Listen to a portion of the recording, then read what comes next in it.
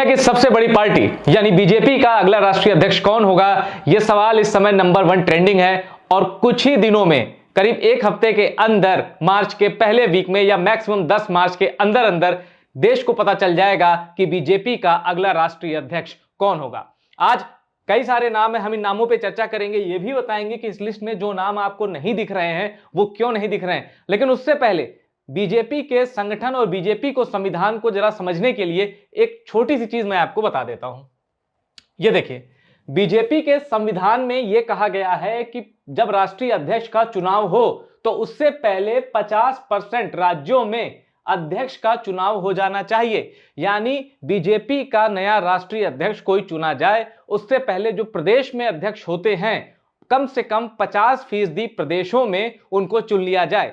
यानी अगर union territory और अगर पूर्ण प्रदेश को हम मिला लें तो 36 का आंकड़ा बैठता है। 36 में से कम 18 राज्यों में बीजेपी का प्रदेश अध्यक्ष का चुनाव हो जाना चाहिए। अब देखिए, इस समय 36 में से बीजेपी ने 12 राज्यों में जो अपने स्टेट के इलेक्शन होते हैं कि बीजेपी का स्टेट का चीफ कौन बनेगा, वो तो पूरा कर लिया है। अब बीजेपी को कम से कम 6 राज्यों में राष्ट्रीय अध्यक्ष चुनने से पहले 6 राज्यों में बीजेपी को प्रदेश अध्यक्ष भी चुनने होंगे। और उन राज्यों में कौन कौन से आते हैं? बिहार, उत्तर प्रदेश, मध्य प्रदेश, कर्नाटक, हरियाणा जैसे राज्य भी आते हैं। बिहार, जबकि बिहार में ऐसा हो सकता है कि जो वहां के प्रदेश अध्यक्ष हैं दिलीप जायसवाल, हो सकता है उनको रिपीट किया जाए। जबकि यूपी में कौन होगा प्रदेश अध्यक्ष, इसको ये खबर भी इस समय लगातार ट्रेंडिंग है। कोई कह रहा है कि ब्राह्मण चेहरा होगा, कोई कह रहा है पिछड़ा चेहरा होगा, कोई कह रहा है कि संविधान वाला नैरेटिव इतना हावी है तो दलित वर्ग से भी कोई यूपी का प्रदेश अध्यक्ष बन सकता है। लेकिन आज हम बात कर रहे हैं यूपी की नहीं, बीजेपी के राष्ट्रीय अध्यक्ष की। कौन जेपी नड्डा की जगह लेगा? और यकीन मानिए, अगर मोदी और शाह की चलती तो जेपी नड्डा ही राष्ट्रीय अध्यक्ष होते। लेकिन संगठन और संविधान का असर ऐसा है कि अब जेपी नड्डा की जगह किसी और को चुनना होगा। और वो शख्स कौन होगा, आइए एक नजर मारते हैं उन नामों पर जो इस वक्त बीजेपी के राष्ट्रीय अध्यक्ष की कुर्सी के लिए सबसे प्रबल दावेदार है। पहला नाम है शिवराज सिंह चौहान। अक्सर कहा जाता है कि जो बीजेपी की सरकार में, मोदी की सरकार में या जो भी वर्तमान सरकार हो, उसमें केंद्रीय मंत्री होता है, उसके सिलेक्शन की संभावना बहुत कम होती है। ऐसा इसलिए कि बीजेपी में एक व्यक्ति एक पद का सिद्धांत है। यानी अगर कोई केंद्रीय मंत्री है तो वो राष्ट्रीय अध्यक्ष नहीं बन सकता, दोनों पद एक साथ नहीं संभाल सकता। हालांकि जब जेपी नड्डा को बनाया गया तब भी वो मंत्री थे, फिर उन्होंने मंत्री पद छोड़ा। जब राजनाथ सिंह को बीजेपी का अध्यक्ष बनाया गया था तब भी वो मंत्री थे। अब ये कहने की बात है कि ऐसे में एक जिम्मेदारी ज्यादा हो जाती है, तो उस जिम्मेदारी से बचने के लिए हो सकता है नरेंद्र मोदी, अमित शाह और आरएसएस, क्योंकि आरएसएस का भी उतना ही रोल होगा नया अध्यक्ष चुनने में जितना नरेंद्र मोदी और अमित शाह का। तो शिवराज सिंह चौहान जो कि कृषि मंत्री हैं केंद्र में, मध्य प्रदेश के लॉन्गेस्ट सर्विंग चीफ मिनिस्टर रह चुके हैं, वो इस रेस में हैं। शिवराज सिंह चौहान के लिए बस एक ही चीज ऐसी है जो उनको मतलब कहते हैं नेगेटिव मार्किंग, वो ये है कि उनको एक हार्ड टास्क मास्टर और टफ नेगोशिएटर नहीं माना जाता। वो सभी से उनका मृदुल मिलनसार स्वभाव है। राजनीति में ऐसा स्वभाव बहुत कम प्लीजिंग होता है। तो इस लिहाज से शिवराज सिंह चौहान का नाम अध्यक्ष पद की रेस में तो आगे है, पर उनके लिए जो माइनस फैक्टर है वो मैंने आपको बता दिया। क्योंकि पिछड़ी जाति से भी आते हैं, इसलिए बीजेपी और संघ को भी इनके नाम पे कोई एतराज नहीं। हाँ, अभी चूंकि मंत्री हैं, अध्यक्ष बनते हैं, तो मंत्री पद इनको छोड़ना पड़ेगा। अब आते हैं हम दूसरे नाम पे, धर्मेंद्र प्रधान। ये देखिए, ओडिशा से ताल्लुक रखते हैं धर्मेंद्र प्रधान। इनके पिता जो थे वो अटल बिहारी वाजपेयी की सरकार में मंत्री रहे थे, देवेंद्र प्रधान। धर्मेंद्र प्रधान बीजेपी के इस समय सबसे फेवरेट चेहरों में से एक है। जब मैं बीजेपी कहूं उसका मतलब नरेंद्र मोदी और अमित शाह ही समझिएगा। धर्मेंद्र प्रधान भी एबीवीपी से जुड़े और फिर बीजेपी में आए। इनको भी माना जाता है कि इलेक्शन मैनेजमेंट की जो स्किल है धर्मेंद्र प्रधान की, वो कमाल की है। इनके साथ भी शिवराज सिंह चौहान जैसा ही ड्रॉबैक है, ये केंद्रीय शिक्षा मंत्री हैं। अब नरेंद्र मोदी की जो ये तीसरे टर्म की सरकार है, इसका पूरा फोकस नई शिक्षा नीति को ढंग से लागू करने पे है। कई राज्यों में नई शिक्षा नीति को लेकर बवाल है। अब अगर ऐसे में शिक्षा मंत्री ही बदल जाएगा तो फिर थोड़ी दिक्कत आएगी। मेरा मानना है कि धर्मेंद्र प्रधान को पूरे तरीके से शिक्षा का जो काम है, शिक्षा नीति, उसको उस पर फोकस करने के लिए छोड़ दिया जाएगा। इसलिए रेस में तो हैं, पर मेरे लिहाज से इनका दावा थोड़ा सा कमजोर है। अब नाम आता है बीएल संतोष का। बीएल संतोष, ये नाम सबसे प्रबल दावेदारों में से है।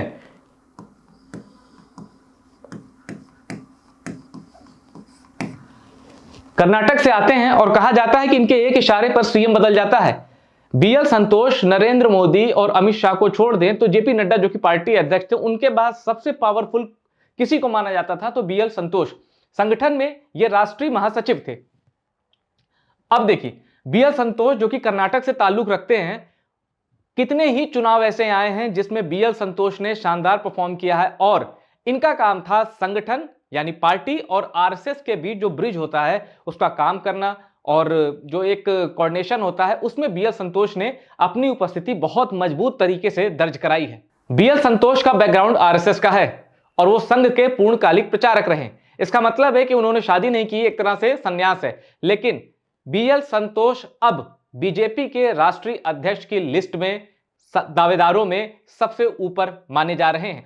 अब मैं एक चीज आपको बता दूं, बीएल संतोष ही वो नाम थे जो कर्नाटक में येदुरप्पा से बहुत इनके लड़ाई झगड़े होते थे राजनीतिक, तो कई बार तो अमित शाह को बीच बचाव करना पड़ता था। कई लोग कहते हैं कि बीएल संतोष को अपनी जो आरएसएस की विचारधारा है उसको ये बहुत कट्टर तरीके से फॉलो करते हैं और ये नहीं चाहते कि विचारधारा से ऊपर कोई आदमी आए, इसीलिए ये येदुरप्पा का विरोध करते थे। लेकिन बीएल संतोष के जो विरोधी हैं या कर्नाटक पे जो येदुरप्पा के समर्थक एक लॉबी है, वो ये कहती है कि पर्सनल एक खुन्नस थी या निजी महत्वाकांक्षा के चलते बीएल संतोष येदुरप्पा पर हमलावर होते थे। हालांकि 2011 के आसपास जब येदुरप्पा को इस्तीफा देना पड़ा था तब बीएल संतोष ही उसके पीछे सबसे बड़ी वजह बताए जा रहे थे। हालांकि आरोप तो येदुरप्पा पर गंभीर थे, लेकिन उसके बाद उस जो एक होता है, जो एक मैनेज करने की जो एक टेक्निक होती है ना कि भाई आरोपों के बावजूद कई लोग सर्वाइव कर जाते हैं। लेकिन बीएल संतोष ने दिल्ली में ऐसा माहौल बनाया था कि इस आदमी को हटाना ही ठीक रहेगा। बीच में आप याद करिए कि एक कर्नाटक का विधानसभा चुनाव बीजेपी इसलिए हार गई थी क्योंकि येदुरप्पा ने अपनी अलग पार्टी बना ली थी और अच्छा खासा वोट ले गए थे और बीजेपी के हाथों से सत्ता चली गई थी। तो ये बीएल संतोष का एक परिचय है। कर्नाटक से आते हैं लेकिन संघ और बीजेपी दोनों के ये फेवरेट हैं। अब बात करता हूं मैं अगले नाम की, वो नाम है स्मृति ईरानी का।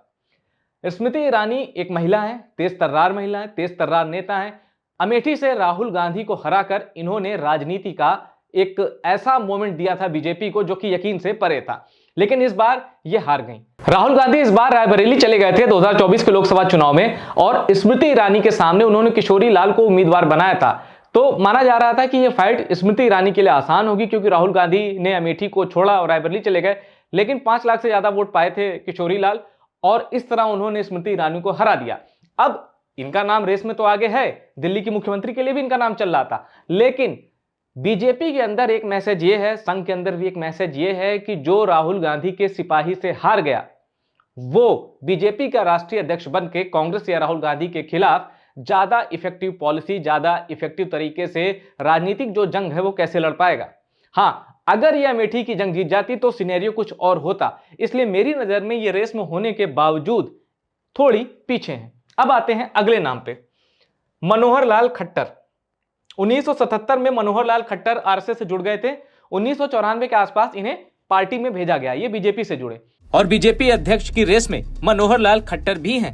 अभी मोदी सरकार में पावर मिनिस्टर और हाउसिंग अर्बन अफेयर्स संभाल रहे हैं, लेकिन मनोहर लाल खट्टर 10 साल तक हरियाणा के मुख्यमंत्री रहे और इनकी सबसे बड़ी खूबी ये है कि जितने करीब ये आरएसएस के हैं उतने ही करीब ये नरेंद्र मोदी और अमित शाह के भी हैं। खट्टर ने 1977 में राष्ट्रीय स्वयंसेवक संघ को ज्वाइन किया था। उसके बाद वो फुल टाइम प्रचारक बन गए। 17 साल बाद यानी करीब 1994 में मनोहर लाल खट्टर को संघ ने पार्टी में भेज दिया और उन्होंने बीजेपी ज्वाइन कर ली। 2000 से लेकर 2014 तक खट्टर हरियाणा में संगठन के महासचिव थे।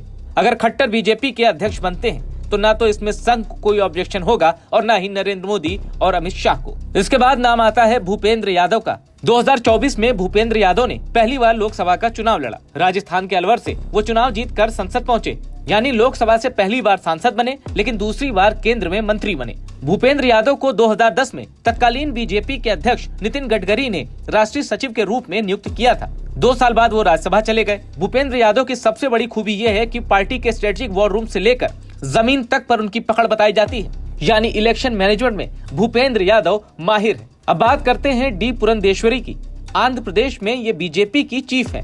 तेलुगु देशम पार्टी के संस्थापक और आंध्र प्रदेश के करिश्माई नेता एनटी रामाराव की ये बेटी हैं, यानी चंद्रबाबू नायडू के रिश्ते में ये साली लगती हैं। लेकिन जब 1996 के आसपास चंद्रबाबू नायडू ने एनटीआर का तख्ता पलट किया और टीडीपी की कमान अपने हाथ में ले ली, तब पुरंदेश्वरी ने चंद्रबाबू नायडू को सपोर्ट किया था। 2024 का लोकसभा चुनाव जीतने के बाद जब लोकसभा के स्पीकर चुनने की बारी आई, तब भी डी पुरंदेश्वरी का नाम बहुत चर्चा में था। अब इस लिस्ट में आखिरी नाम है सुनील बंसल का, जो कि रेस में सबसे आगे चलने वाले नामों में से एक है। सुनील बंसल को बीजेपी के समर्थकों ने और बाकी विपक्ष के नेताओं ने तब गंभीरता से लिया जब उन्होंने 2014 में उत्तर प्रदेश में करिश्मा कर दिया। अमित शाह प्रभारी थे और सुनील बंसल सह प्रभारी। बीजेपी ने 80 में से 71 सीटें जीती और अपना दल ने 2, यानी बीजेपी और उसके सहयोगियों ने 73 सीटें जीतकर तहलका मचा दिया। उसके बाद 8 साल तक यूपी की राजनीति में सबसे पावरफुल शख्स के तौर पर सुनील बंसल जाने लगे। ऐसा इसलिए क्योंकि उन्होंने रणनीतिकार होते हुए बीजेपी को 2017 का विधानसभा चुनाव, 2019 का लोकसभा चुनाव और 2022 का विधानसभा चुनाव, इन 3 प्रचंड जीत में सुनील बंसल का बहुत बड़ा रोल रहा। इसके बाद सुनील बंसल को ओडिशा, तेलंगाना और पश्चिम बंगाल की कमान दी गई। पश्चिम बंगाल में सुनील बंसल का जादू तो नहीं चला, लेकिन ओडिशा में बीजू जनता दल यानी नवीन पटनायक की सरकार को रिप्लेस कर दिया बीजेपी ने। तेलंगाना में भी लोकसभा चुनाव में बीजेपी ने शानदार प्रदर्शन किया था। संगठन में सुनील बंसल की पकड़ कितनी है, इसका लोहा तो विपक्षी भी मानते हैं। कोई आश्चर्य नहीं होना चाहिए अगर बीजेपी के राष्ट्रीय अध्यक्ष की कुर्सी पर सुनील बंसल बैठ जाएं। आपको क्या लगता है, बीजेपी का राष्ट्रीय अध्यक्ष कौन होगा? हमें कमेंट करके बताइए।